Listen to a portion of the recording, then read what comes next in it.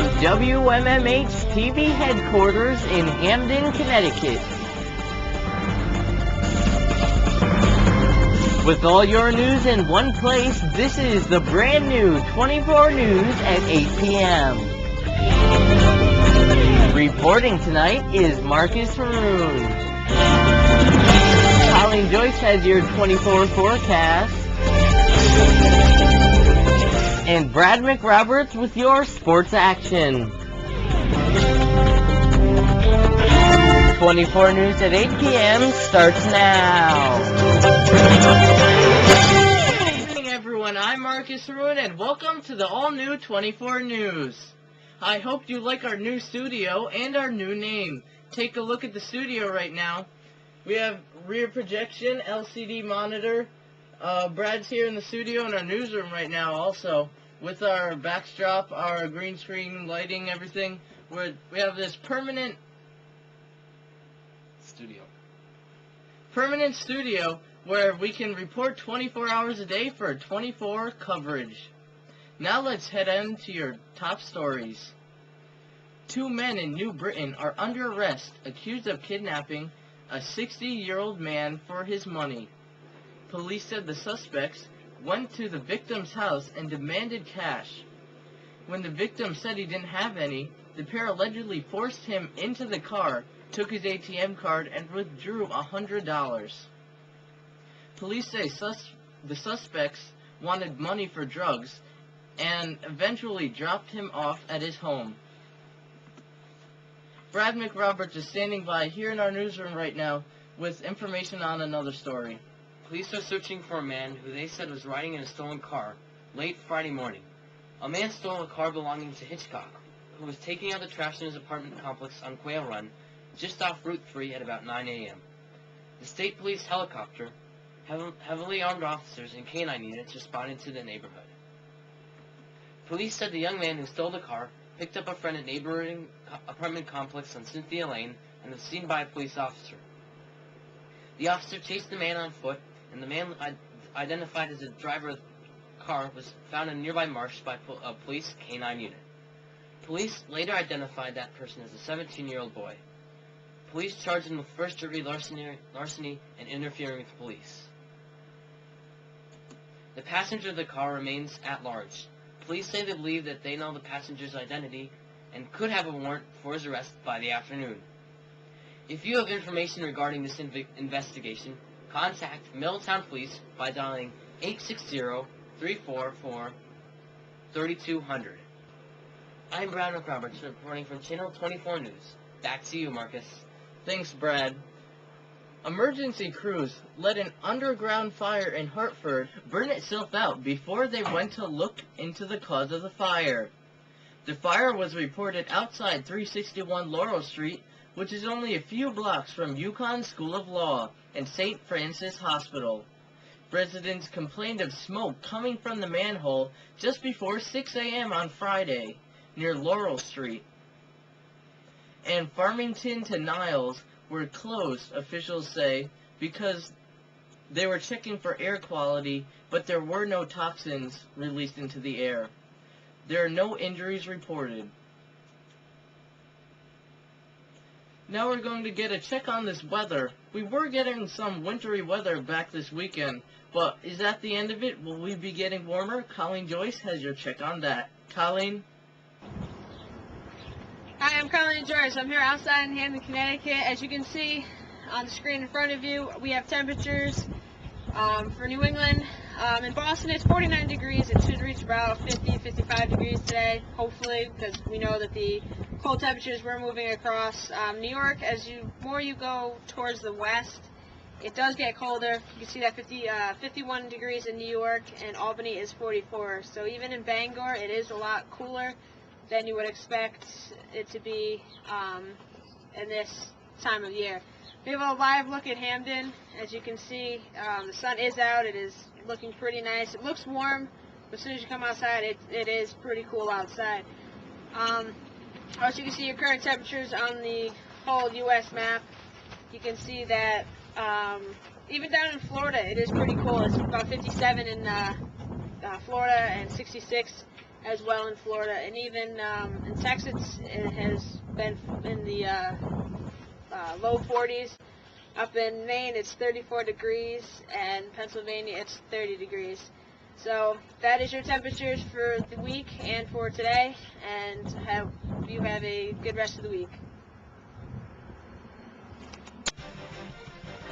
Brad McRoberts is standing by at the sports desk, letting us know what's going to come up in sports. Brad? In today's sports report, Gilbert Arenas is injured and will be out the rest of the season. Woods, Nicholson, and Singh struggle in round 1 of the Masters. Florida Gators repeat as NCAA college basketball champions, and the baseball season is underway. Also coming up, there was some winter weather happening in other areas of the country. You'll find out where that was. ExxonMobil is shutting down, and a new study has been released reporting what states and how much tax they have to pay. You'll see where Connecticut ranks. Stay with us. We'll be right back.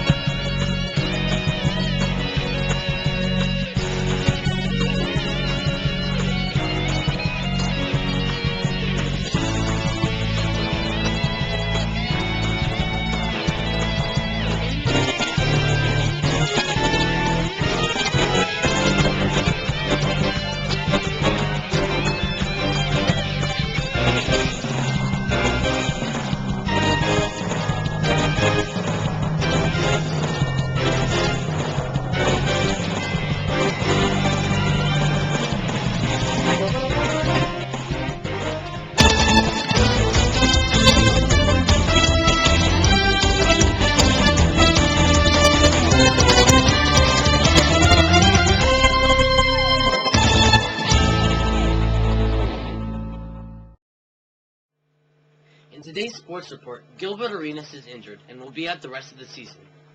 Woods, Nicholson, and Singh struggle in round 1 of the Masters.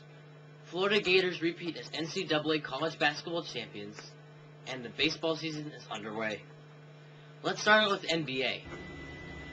In the Eastern Conference, the Detroit Pistons are in first with a 48-27 record. Chicago, Miami, and Toronto, and Cleveland follow, all of which have clinched playoff spots. But as far as the rest of the Eastern field is concerned, it is in the air.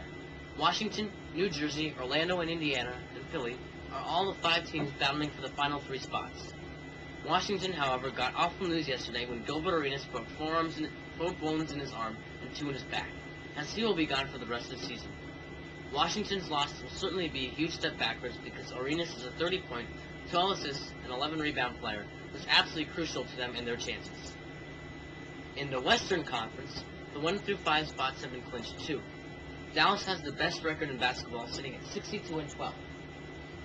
Phoenix, San Antonio, and Utah Jazz are the next 3, all of which of them have a better record than the Eastern Conference number 1 seed. Houston is in 5th. The 6 through 8 spots are tough, though, too.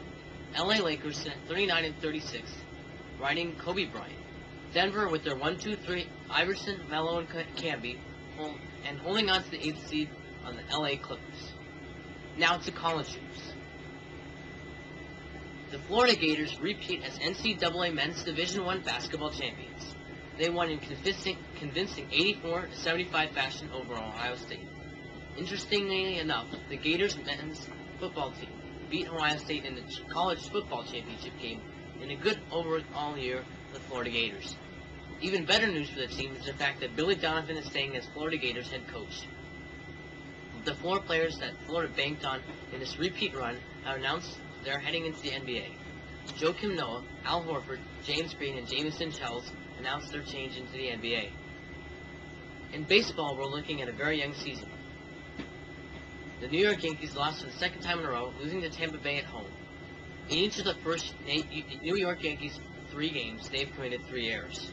Their bullpen has been strong, but in last night's game, everything looked shaky, as the Devil Rays committed their game plan almost perfectly.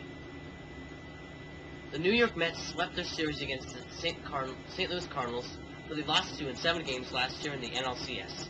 The Mets won this series on the seasoned veterans' arms of Traxel, Lane, and Sal.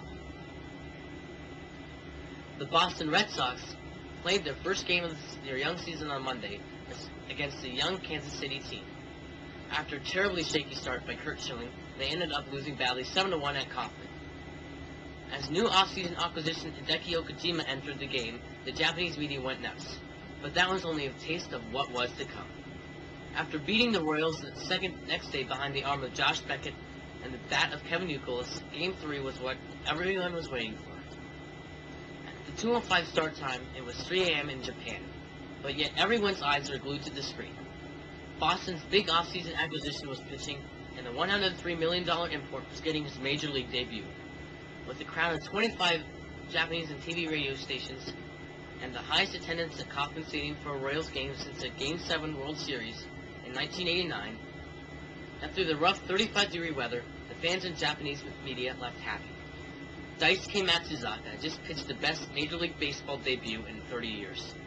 In the first inning, he faced his first sight of trouble, but fielded a tough grounder and turned a 1-6-3 double play. He then went on to complete 10 consecutive outs. He struck out the side in the 4th, and in the 3rd, 5th, and 7th recorded 2 strikeouts. He moved everything and threw anything at any time. His final line, 7 innings, 108 pitches, 74 strikes. He allowed 6 hits and struck out 10 in a dominating performance. J.C. Romero pitched a perfect 8th, and Jonathan Papelbon threw a 1-2-3 ninth for his first save in the young season. In the Masters, Tiger Woods, Vijay Singh, and Phil Mickelson struggled, all ending up over par. John Hums leads the field at -1. Back to you, Marcus.